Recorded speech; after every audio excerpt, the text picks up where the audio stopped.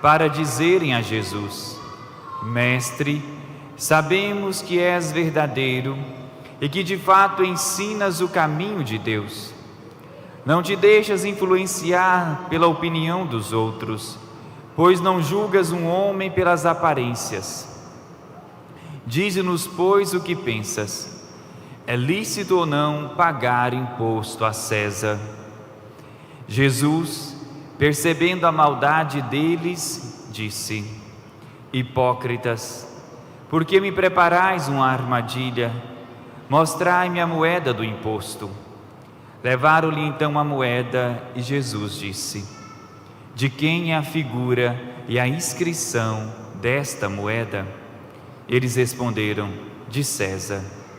Jesus então lhes disse: Dai, pois, a César o que é de César, e a Deus o que é de Deus. Palavra da salvação. Glória a vós, Senhor. Já há alguns domingos, nos últimos 3 domingos, nós já estamos acompanhando Jesus na sua última viagem a Jerusalém. Estamos aqui na última semana de vida de Jesus nessa terra. Nós vimos nos últimos domingos Jesus ali conversando, debatendo, com os fariseus, com os anciãos do povo, os chefes, do povo de Israel. E hoje nós vemos aqueles mesmos fariseus que envia os seus discípulos junto com outro grupo, que era o grupo do partido de Herodes, os herodianos. Engraçado que os fariseus são inimigos dos herodianos, mas aqui eles se unem contra Jesus. O inimigo do meu inimigo é meu amigo. Então, para poder armar para Jesus, para pegar Jesus em alguma palavra, eles se unem. E aqui os fariseus, que era esse grupo devoto do judaísmo, um grupo ortodoxo que procurava viver o rigorismo da lei, porém de uma forma totalmente exterior, sem uma aplicação na vida, sem uma coerência de vida. E a prova disso é porque eles acabam fazendo aquilo pelo qual eles acusavam Jesus. Jesus, muitas vezes eles acusavam e falavam de Jesus, porque Jesus fazia o quê? Comia com os pecadores, comia com os publicanos. O que eles estão fazendo aqui?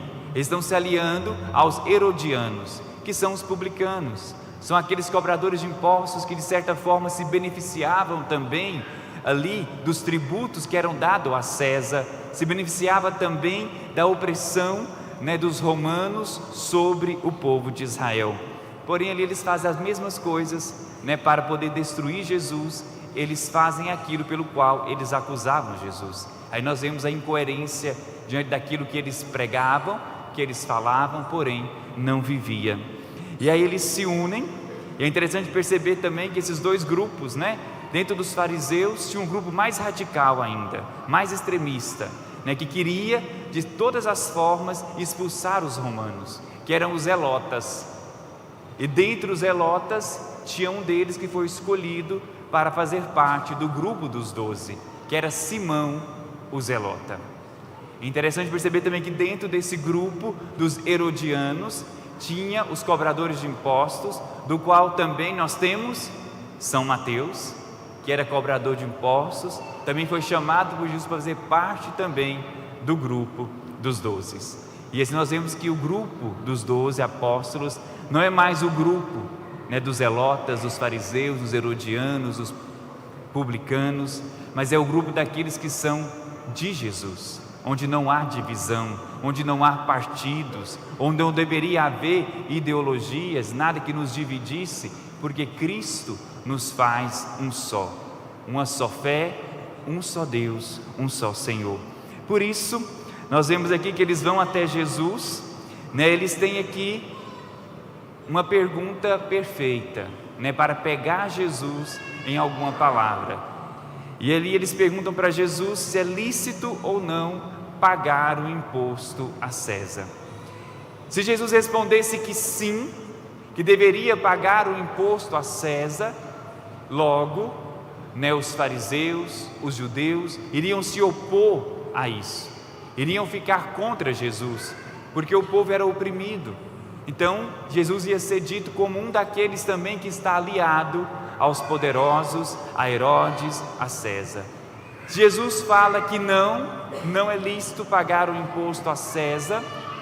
Da mesma forma, os judeus, os fariseus iam ficar contentes com Jesus, porém, os herodianos, o Império Romano, iria ver Jesus como uma ameaça, como alguém que estava ali como um revolucionário, agitando o povo para uma revolução, e era isso que eles queriam, pegar Jesus numa palavra para poder entregar a ele à morte, e foi isso que eles fizeram. Quando eles vão ali condenar Jesus, eles dizem, a Pôncio Pilatos, ele se coloca contra César. Essa era a acusação que eles queriam uma palavra de Jesus que pudesse provar isso. E Jesus dissesse para eles, não sei, não se posicionasse, não sei. Seria também uma resposta que desmoralizava Jesus. Seria um rabino, como tantos outros, que não tem um posicionamento. Por isso, Jesus ficava ali, que resposta dar diante dessa situação? Melhor do que a armadilha que eles criaram para Jesus foi a sabedoria de Jesus e a resposta que Jesus deu. Jesus disse para eles, pega aí a moeda, qual é a figura, qual a inscrição que está na moeda? De César. Eles mesmos disseram, então dai a César o que é de César, mas a Deus o que é de Deus. Aqui Jesus não está dividindo aquilo que é autoridade humana, material, temporal, daquilo que é autoridade divina, eterna. Não, Jesus não está colocando uma coisa contra a outra, mas Ele está ordenando as coisas. O que é de César é de César. Se não, o rosto da moeda, do dinheiro está César, dá a ele o que é dele, mas dai a Deus o que é de Deus. E aqui entra essa grande novidade do Senhor, porque César, ele reivindicava para si mesmo uma posição de Deus, era divino César. Nós vamos ver no início do cristianismo, os 3 primeiros séculos, um grande número de mártires, de cristãos, que foram martirizados porque colocaram essa palavra de Jesus em prática, de dar a Deus o que é de Deus e a César o que é de César. Eles não ofereciam sacrifícios para César, eles não ofereciam incenso para César, porque César não é Deus.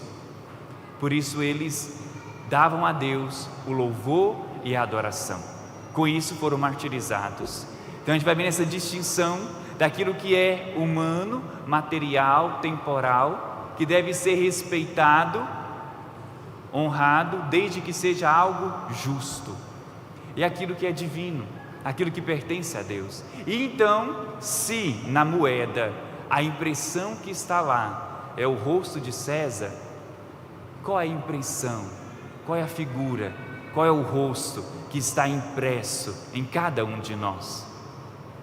Vamos pegar ali na criação, em Gênesis, nós vamos ver que Deus nos criou a sua imagem e semelhança. Então qual é a imagem que está impressa em cada um de nós? De quem que é? De Deus. Então, dai a Deus o que é de Deus. Se na moeda está impressa a imagem de César, em nós está impresso a imagem de Deus. Por isso, dai a Deus o que é de Deus. Você é de Deus.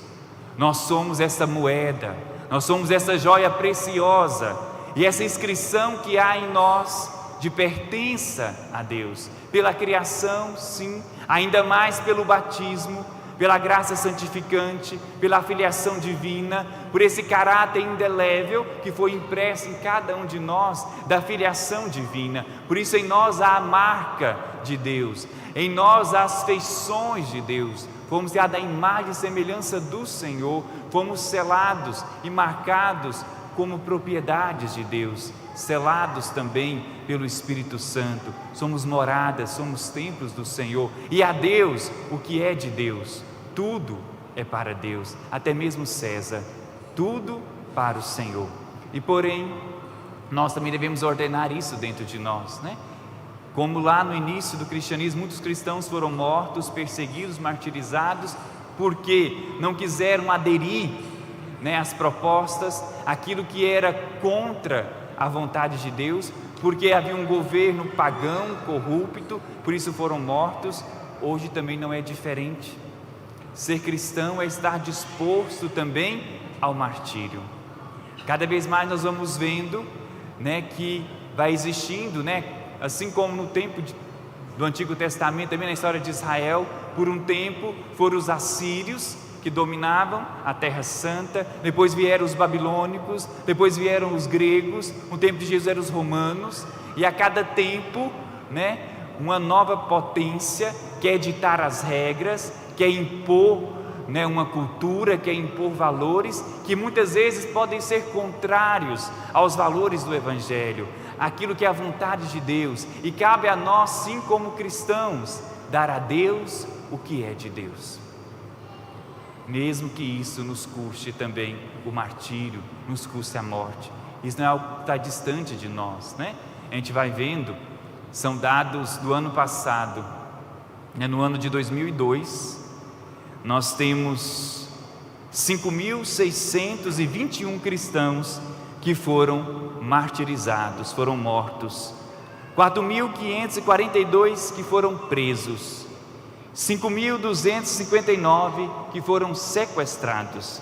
Nós tivemos só no ano passado 2.110 igrejas destruídas, e hoje no mundo somos mais de 360 milhões de cristãos que sofrem um alto nível de perseguição. Essa perseguição velada, que a gente às vezes sofre aqui no Brasil, velada, não, é um alto nível de perseguição no mundo inteiro por causa da sua. Por quê? Porque quer dar a Deus o que é de Deus, e não dar a César aquilo que não lhe cabe. Nós somos chamados também nos tempos de hoje a dar ao Senhor aquilo que é dele, aquilo que é a vontade de Deus. Assim como São Pedro, nos Atos dos Apóstolos, disse, quando também foi perseguido, quando também queriam matá-lo, e ele disse: antes obedecer a Deus do que aos homens. E todos os apóstolos também foram martirizados, porque também quiseram obedecer primeiro a Deus do que aos homens, quiseram obedecer primeiro a vontade de Deus do que aquilo que era imposto pela cultura, que era imposto pela sociedade, pelos grandes, pelo César. E hoje temos tantos outros Césares, que quer também impor uma mentalidade, uma cultura contrária aos valores do Evangelho, contrária à nossa fé. Devemos também dizer como São Pedro: antes obedecer a Deus do que aos homens, e não termos medo de dar a Deus o que é dele. E por primeiro, a joia preciosa, esta moeda de grande valor, que traz em si a marca, não de um líder humano, não de uma realidade passageira, mas traz a marca do próprio Criador, a marca de Deus. Você que é criado à imagem e semelhança do Senhor. Dar a Deus a nossa vida, dar a Deus o nosso louvor, a Ele a nossa adoração, a Ele toda honra, toda glória, a Ele tudo que somos e que temos, a Ele o nosso amor, a nossa adoração. Louvado seja nosso Senhor Jesus Cristo.